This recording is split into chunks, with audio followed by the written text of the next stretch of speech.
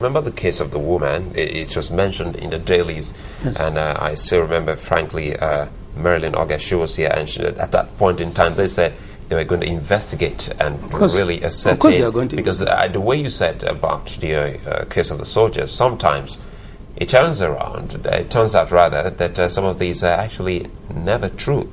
So that is why they have to investigate. But whatever the findings, I think until maybe they come out to let us in on that, we should be able to know if truly a woman was killed and all of that.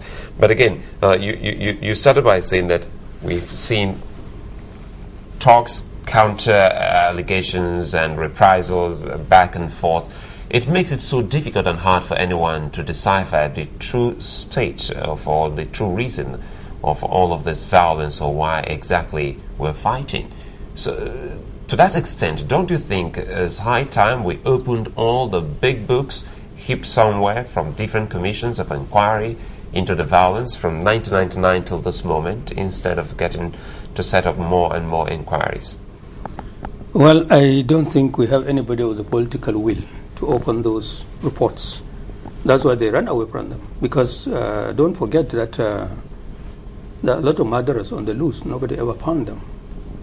From the killers of Murtala Muhammad, Captain Dauda Usman and Sergeant Yilda, up to all the murderers of people like Bola Ege to Dele Giwa and so on. Murderers are there. They've been around.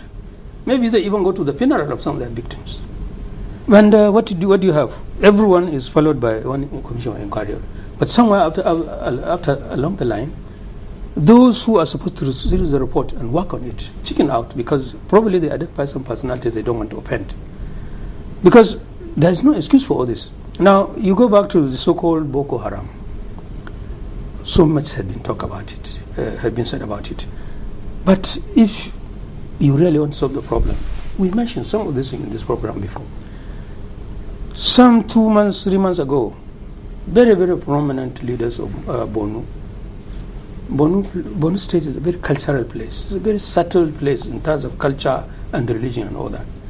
And they believe in this hierarchy of their leaders, both religious and traditional. 57 prominent Borno people who have nothing to do with politics bought pages in newspapers and put a communique offering solution of how this thing should be done and so on. After this day I'm talking to you, I don't think government called any one of them. But now they put Galtimari Commission, gave them 2 weeks, and said they should not talk to anybody, they should not talk to Boko Haram. Okay, the problem with Boko Haram is that, first of all, to solve Boko Haram problem is not send Nigerian armed forces, plus Air Force, plus Navy, and so on. Who are they going to fight? They are going to fight a ghost. One, they cannot confuse militancy in Niger Delta, where militants were wearing uniform, where they have this red band on their head, they are producing guns, they are speedboats. You can identify a target. Yeah, but for them to move these are ordinary people. Nobody knows who. Boko Haram has no travel marks. Well, some of the residents in Borno say, well, they actually know them, but nobody will disclose anything because their safety is not guaranteed. Yes, you see, if that makes it easier, instead of armed military uniform in combat gear was bulletproof vest and all sorts of guns, why don't you send people dressed like me?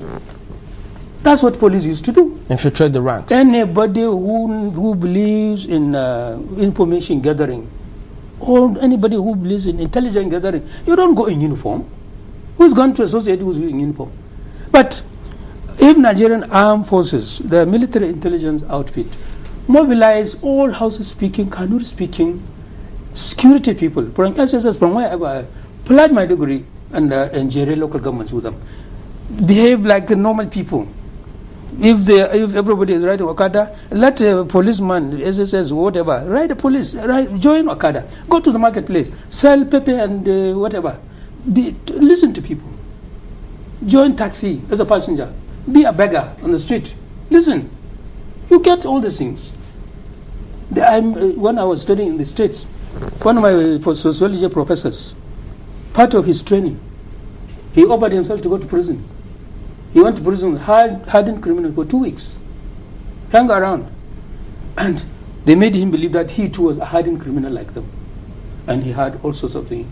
No interrogator will ever hear from, will ever get from those people. And he came out, being typical American with a curiosity, wrote a big book. And the big book, that book was a big seller, was a textbook as a required reading. Now, here we are. Whatever happened, nothing happens.